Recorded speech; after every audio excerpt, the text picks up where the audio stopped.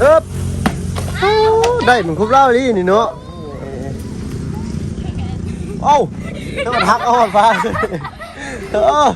ดีเลยเนาะหักเพลงกันไว้เวลาไปหาอยู่หากินนี่ก็ไปทำกันบ่ล่ะเอาบ่มีเหาะเลย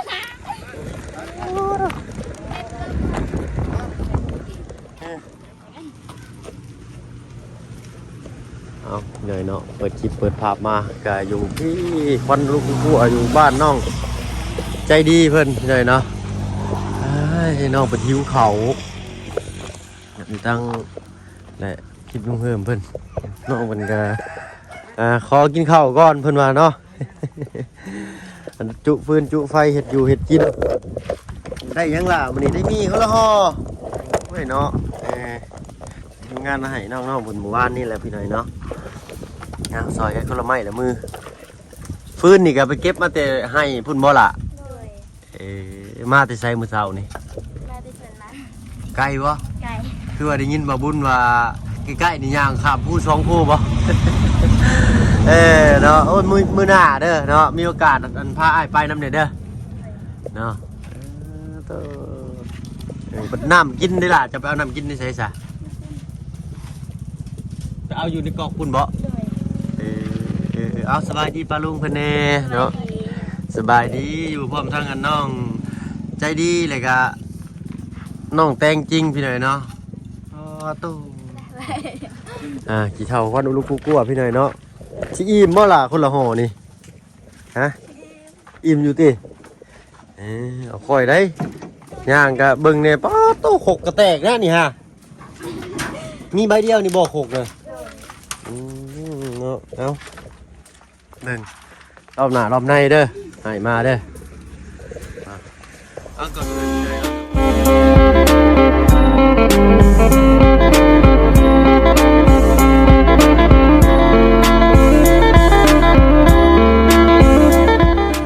พี่น้องเด้อเนาะกราบทักทายสบายดีผู้ใหญ่ใจดีและ FC เบิร์ดทุกท่านที่เขามาหามาชมช่อง YouTube บ่เบิ่งเคยหลายคือเก่าพี่หน่อยเนาะ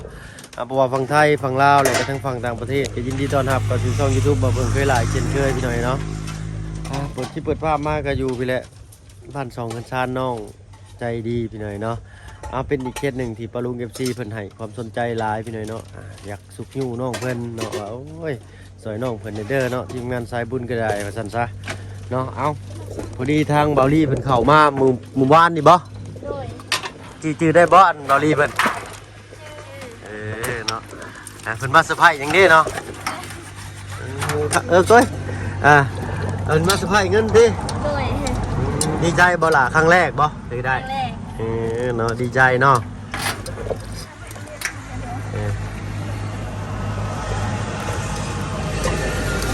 พากันไปหายังน้องมื้อเช้านี่ไปสวนไปเก็บต้นไม้ไปเก็บต้นมันอ๋อแบบไปเขาทอดขึ้นมาแล้วเขาก็ไปตัดเก็บไว้ก่อนแล้วก็จะไปปักแล้วอะไรก็มีคอมเมนต์เข้ามาพี่หน่อยเนาะทาง FG เพิ่นว่าโอ้สิไปได้เนี่ยโอ้พี่หน่อยเนาะมี FG เพิ่นคอมเมนต์เข้ามาว่าคือบ่กั้นห้องให้น้องเพิ่นนอนว่าเนาะน้องเพิ่นเป็น2ครอบครัวเด้อพี่น้องเด้อเนาะทางน้องใจดีนี่เพิ่นอยู่กับแม่ที่เฮือนหลังนี้จะคนก่อนล่ะน้องอันจะอยู่เฮือนหลังนี้จะคนก่อน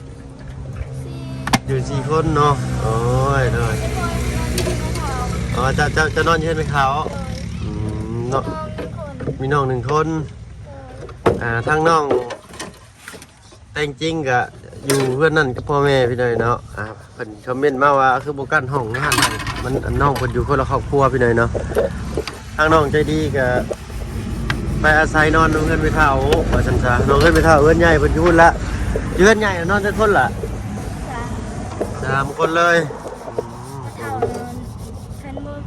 คันน้องใจดีบ่ได้นอนคือเขาเฒ่ากับแม่เนาะโดยเนาะเพื่อเพิ่นก็ให้ออกเพื่อนอะไรว่าง่ายๆซะหน่อยเนาะเอาซอยกันเห็ดซอยกันทำพี่หน่อยเนาะไปชวนไปเช้าดูว่ากันได้ยังมาไปแต่จังโมงล่ะได้พื้นมาไหวดังไฟเนาะ ทางนี้เพิ่นบ่มีถ่านเพิ่นบ่ได้ใช้ถ่านในพี่น้องเนาะเพราะว่าถ่านราคามันก็แพงแน่เนาะนอกจากเป็นร้านอาหารบ่หรือว่าเฮือนคนสิซะเนาะนี่ก็เฮือนคนด้วยกันแหละแต่เพิ่นส่วนมากก็สิเก็บฟืนมาใช้เนาะเพราะว่าไปให้ไปสวนแล้วเพิ่นสิเก็บมานำมื้อแรกที่บ่าวบุญเห็นน้องใจดีเพิ่นก็คือว่าแบกฟืนมาบ่ล่ะ เลย เนาะเอาเบิ่งเด้อหัวของสังกะสีอีกเด้ออีกหน่อยเนาะ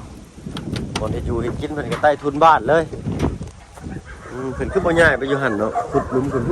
ไปมาหน่อยนะฮะไปล่ะนะซะน้องสังกอน้องเลี้ยงเปาะจุไหนค่อยๆล่ะค่อยสวัสดีน้องเลี้ยงโอ้ยหาก็เห็นหน้าเนาะตั้งแต่มื้อเข้ามาเพิ่นก็อยู่กับลุงเฮิมเพิ่นพี่หน่อยเนาะน้องเลี้ยงอายุจักปีแล้วล่ะ13 ปี 13อันนี้12อันนี้13อันนี้14โอ้ไล่เลี่ยกันเลยเนาะ เลย แต่โตนี่ผู้อายุ14นี่สิใหญ่สิสูงกว่าได้เนาะผู้12นี่ยังสิใหญ่อยู่เนาะ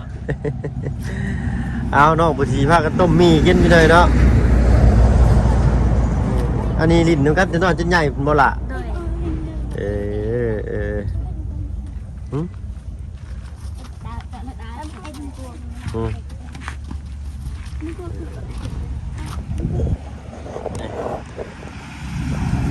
น้องเลี้ยงก็อยากชิงกันเคินได้อายคือน้องกันใจดีแน่เนาะบ่ต้องอายเด้อล่ะเด้อเนาะ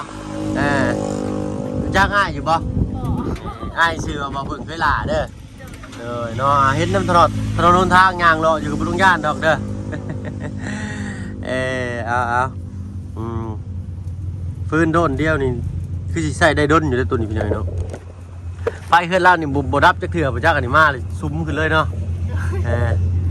เพราะเพิ่นติดจุไฟไว้ตลอดเด้อพี่น้อยเนาะคือบ่ย้ายแว่นดังอยู่พุ่นล่ะอย่ามันอูดเฮือนเจ้าเด้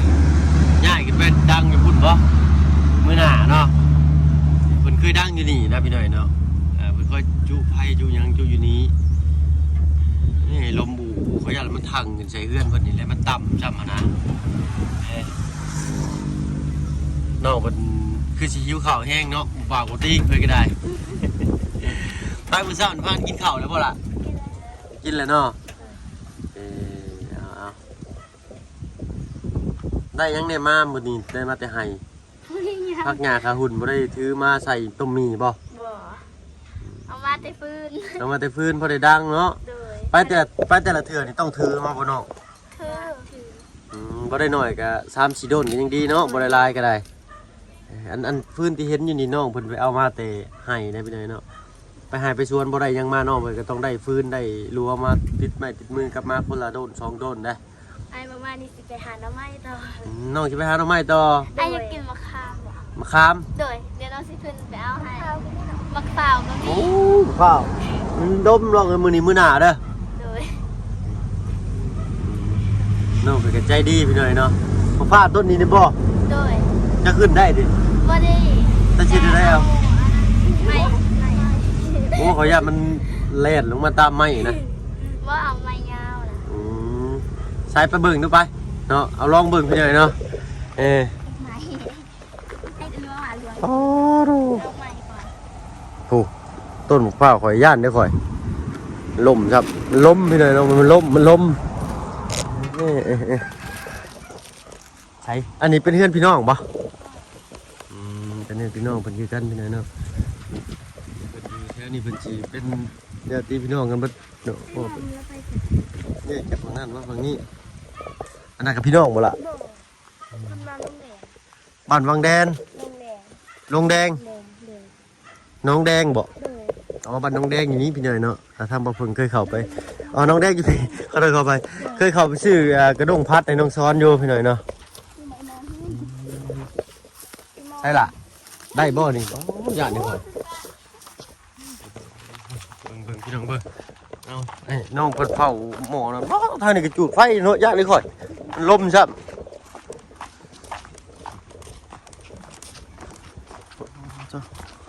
ข้าวน้ำหอมได้นี่เนาะแม่นบ่อ๋อพี่ผู้ถึกสุ่มไก่พ่อบ่คอยเด้อล่ะคอยเด้อ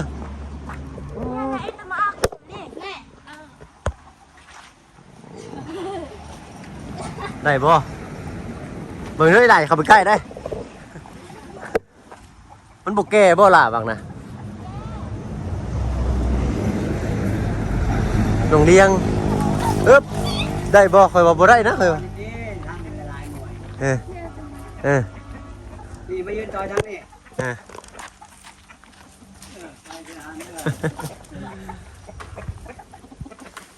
อึ๊บ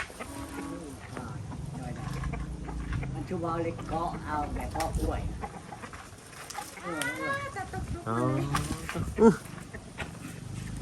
อึ๊บความพยายามน้องเพิ่นพี่น้อยนะอยากเอาลงมาสู่กินมาซั่นซะลิงลูกที่ตะกี้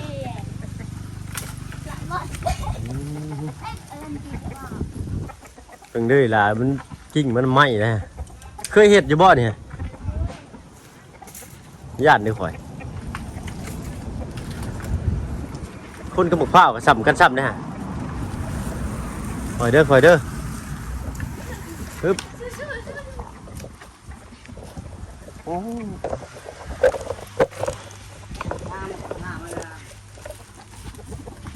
ก่อนเด้อหน้ามันนั่นแล้ว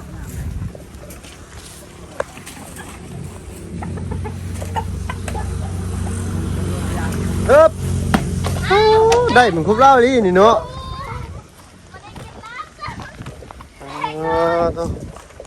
เก่งนี่หลายเนาะแม่น้ำหมกข้าว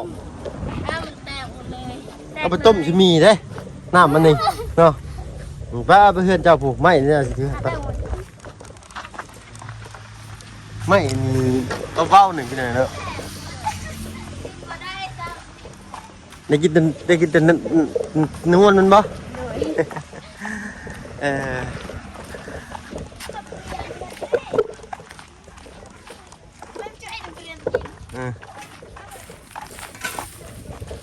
ครับ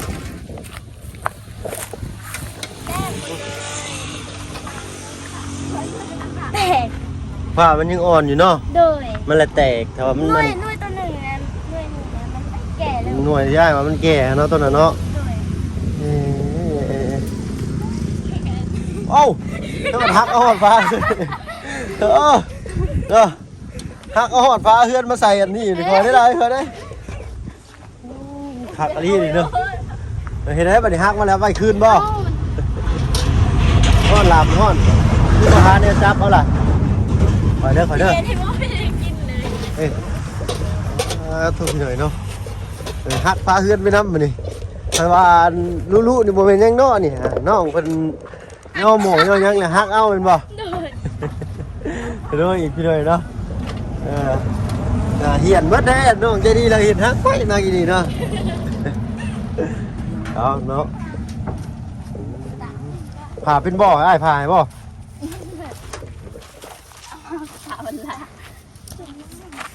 หอยเดิมถึงไม่ถึงมือนี่แหละวูน้ำหมดเลยย่านในข่อยผ่าโหข่อยก็มีอันหนึ่งไปเลยเนาะซื้อมาแต่บ้านอันปลายอ่อนโพดกินแต่นวลมาเลยจับงานเลยเนาะน้องๆมันก็อยู่กัน3 คนแบบนี่เลยพี่หน่อยเนาะแบบชนิด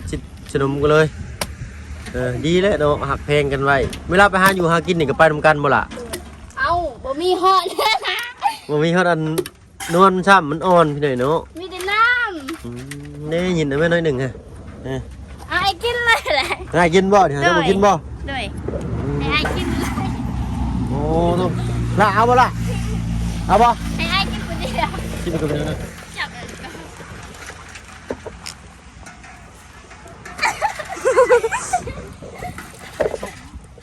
พอเข้าได้ผ่ามันอาจจะเป็นอย่างนี้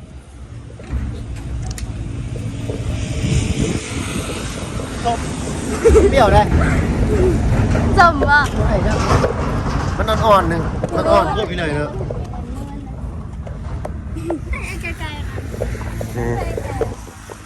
เอาบาดบอลสินั่งกินกับบุมี่บาดนี่ไปนั่งกินสายผ้ากันนั่งกินสายบาดนี่สิเบิ่งเฮคือคักพี่หน่อยเนาะมื้อนี้ว่าน้องเพิ่นกินข้าวกินน้ำเนาะการเป็นอยู่ในตัวอันนี้เด้อมันเจลมีบรรณาที่เจ้าอย่าถิ่มลงเด้อล่ะเด้อเอาบีบใส่อะไรกับพ่อผมมันเป็นพลาสติกสารเคมีมันลงหมอเบิด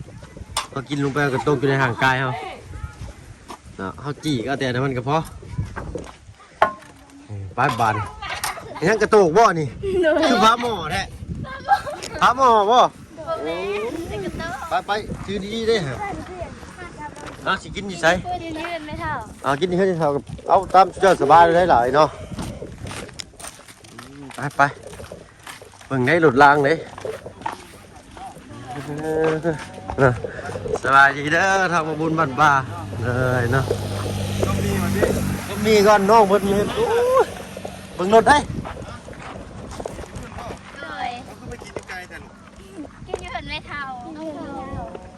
จังห่อนี่ 3 หรือ 2 3บ่ 3 คนเลย ไปเนาะ เฉียวได้อันตรายได้แบบนี้ รถได้ขออนุญาตอันถ้วยมาม่าเราปิ้วเด้ กระตกหรืออันพระหมอนี่นะ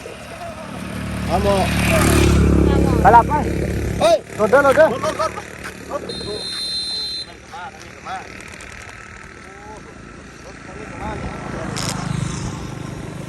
ด้ข่อยบาดอยู่ทางกลางถนนบ้านนี่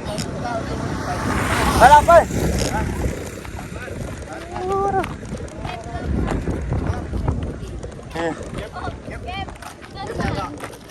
เอาพี่หน่อยเนาะก็เป็นภาพอีกภาพหนึ่งที่ว่าน้องมันพากินข้าวที่อรหนแห้งลีนะน้องเป็นพากินข้าวไปว่าอรหนหน่อยหนึ่งเนาะถ้าเราไปกี่ส่งน้องลงก็ส่งน้องเรามันยังขาดอะไรง่ายอยู่นะเอาให้น้องไปกินข้าวกินน้ำกันพี่หน่อยเนาะอันนี้ประตูเพิ่นพี่หน่อยเนาะสบายดีเด้อประตูสบายดีเจ้า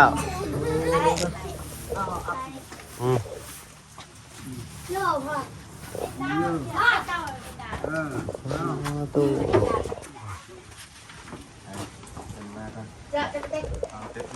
ไม่ทำร้ายได้เลยนะ กินกับข้าวบ่น่ะโอ้กินมีกับข้าวเนาะ เอานั่งรถได้ด่ากินเลยเด้อ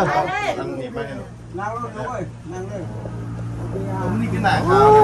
อยู่นะ หมูหน้ามึงมา ว่า เราไปหาเราไปสวนนี่เรากับทากันตรงกันแดดเลยเนาะเรากับกำลังใหญ่ว่า กันแดด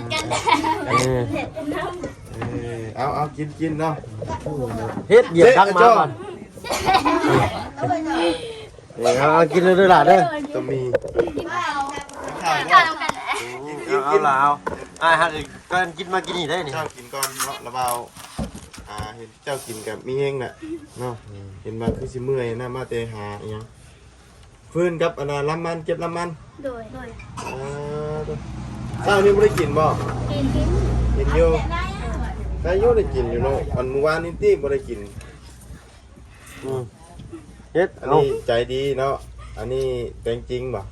เลยน้องเลี้ยง เลี้ยงเนาะ ครั้งแรกได้โอลมน้องเลี้ยงเพิ่นเห็นอยู่เมื่อวานนี่แต่น้องเพิ่นยังยุ่งอยู่เนาะ อันนี้14บ่14 12โอ้ไล่เลี้ยงกันเลยเนาะ อันนี้ ส 12 มา อันนี้ สมาเลี้ยงกันนี่เลี้ยงอายุ 12 13 14เนาะมันอยู่คนละเฮือนพี่เด้อนะจะมาแลงมานอนนำกัน มื้อนี้ก็หยุดอีก ใช่คือว่าอันบ่บุญสารวัตรเพิ่นไปนำมื้อเช้านี่คือว่าใกล้ๆข้ามช่องผู้บ่ โดย มื้อหน้าเด้อมีโอกาสพาไปนำเด้อ โดย น้องอ้ายมักเดินทางได้เด้อเนาะ เดินทางไปอยู่พูไปเบิ่งน้ำพูด นี่น้ำบ่ น้ำอยู่พู ผู้ทางนี้ พูของน้ำ ทางนี้โอ้ ไปเบิ่งน้ำว่าไอ้พ่อเธอว่าไปเบิ่งน้ำอยู่พูน้ำเท พาไอ้บุญมันไปฮอดหรือบ่ ย่าง ถึงไปบ่ฮอดซ้ำไผอยากมาบ่บุญ 2 ชั่วโมงคุณไปหอด 2 ชั่วโมง ขี่รถจักรไปได้บ่ ได้ย่างก็ไปย่างก็ได้ แต่ขี่รถจักรไปนี่เขาต้องเอารถติดน้ำหั่นบ่หรือว่ารถธรรมดาก็ได้ ธรรมดาก็ได้ต้องทำน้ำไป เมนบ่เข้าให้ อ๋ นั่น อ น่ะ เด้อเนาะ เข้าให้คืองามแต่เก่าคือ อืม เป็นว่าอันบ่ค่อยยัง เนาะ แบบว่าเขา เอา ตำ รถจักรไปก็ได้ บ่ มีวิธีตับไม่ขาวให้แดงบ่ล่ะ ตำหรือซี ตำลายเถื่อ นี่ตำบ่ ต มันคือบ่มุนจ้ะ ำแบบว่าบางเถื่อเขาก็ไปซีบางเถื่อเขาก็ไปตำ สีกับตั้มมันได้ดีกว่ากันล่ะ แต่ว่าป ซี กติ ก็ดีซี ป ส ก อง ติ เถื่อ นี่ สาวพัน ของให้นี่มันสิแข็งนะ ได้ แต่ว่าอันนี้แข็งอยู่มัน บอกให้ แข็งนะ กันอยู่เองนี่นะบ้านเราเนาะนี่อย่างกินได้เมื่อคืนนี่ปลาบุญกับลุงเพิ่มปลาเบิกกับสัตว์กัน ตุ่มมาเปล่าเกินกันเลยพวกโง่พวกเมื่อคืนนี่ชุ่มกินอันนี้แหละเมื่อคืนนี่ก็ได้เรากินมีคือกันเนาะ ไม่ได้นี่แล้ว ไปไหนก็อิ่มป่ะ อยู่มาอิ่มแล้ว อิ่มไหมเถอะ เนาะอ้ายชุ่มบ่จักอันนี้เนาะฉันมีแต่ใช้น้องไปกินข้าวกินน้ำเลยได้ซะเด้อน่ะเด้อ ก่อนจะไปนั่งอันอยู่น้ำเล่านะฉันพอเราให้เรา เอาน้องมันหิวข้าวพี่น้อยลงมาแต่ให้เอาทั้งอ้ายขอตัวลำลาก่อนเนาะสบายดีปะลุงเนี่ยสบายดีจ้ะเลยเนาะ เอาตรงนี้คือเท้าแท้ ไปพี่น้องไป เท้าบ้าน มานั่งคลิปหน้าพี่น้อยเนาะสำหรับคลิปนี้ถ้าเอาเพิ่งขอตัวลำลาแล้วพี่น้อยเนาะก็เป็นอีกบรรยากาศหนึ่งพี่น้อยน้องๆเพิ่นมาแต่ให้แต่ชวนแต่หิวข้าวหิวน้ำพี่น้อยเนาะน้องๆเพิ่นกินข้าวกินน้ำกันก่อนว่าซั่นซะเนาะเอาผู้ก่อนคลิปหน้าเด้อพี่น้องเด้อมาจุทุกคนที่เขามาหาผู้ชมช่อง YouTube เพิ่นได้หลายคือเก่าแล้วคลิปนี้ไปแล้วพี่น้อยเนาะสบายดีจ้ะ